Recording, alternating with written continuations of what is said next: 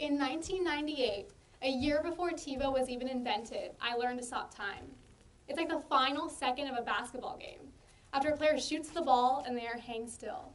Time pauses, and only the player, the ball, and the hoop exist.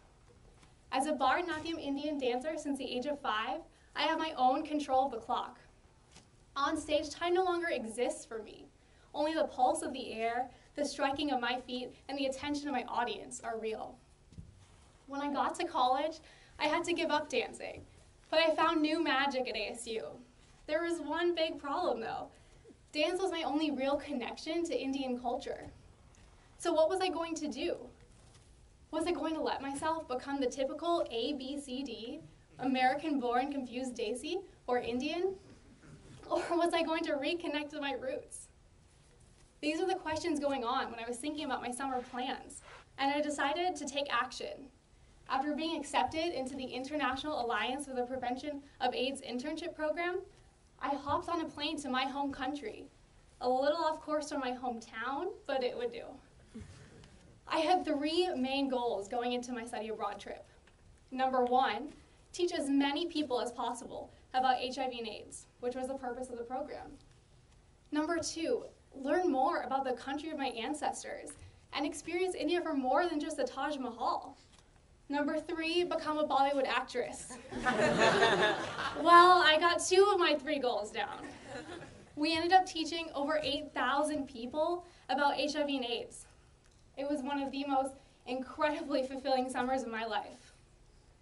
When I landed in India, though, it was not love at first sight. India is a beautiful chaos. Emphasis on the chaos.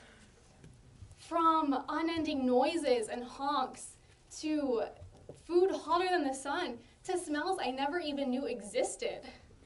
India was a lot to deal with, and I was not prepared for the realities of life there. But I finally did fall in love, and when I looked to the people, I reconnected to my culture. These kids that were in our classes, they were my parents, they were my grandparents. When I saw them, they were a peek into my family history. And it felt like I was going back in time. So when I got back to the US, it was harder than I thought readjusting. People formed lines here, there were trash cans and recycling bins, who knew?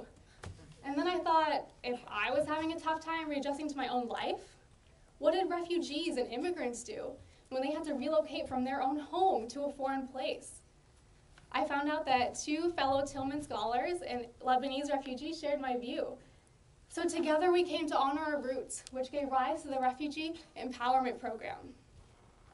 Phoenix alone has the 4th largest refugee population in the nation, with thousands fleeing here each year in the hopes of a new life.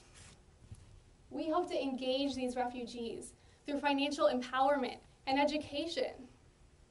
But my commitment to this would never have happened if I hadn't studied abroad. But it's more than just going away for the summer. All of my experiences, from praying in Pondicherry ashrams, to giggling with the students after class, to gardening at a women's shelter, did not need to stay in India or frozen in pictures. I could relive them every day by translating that energy and that passion back here in Arizona, in the place that I love and with the people I love. But the main thing is, I didn't have to go halfway across the world to do that. You can explore anywhere, as close as Tucson or as far as Tuscany. As Miriam Beard once said, travel is more than the seeing of sights. It is a change that goes on, deep and permanent in the ideas of living. Because after all, aren't we living on this earth, and aren't we born to grow and develop as individuals and as communities?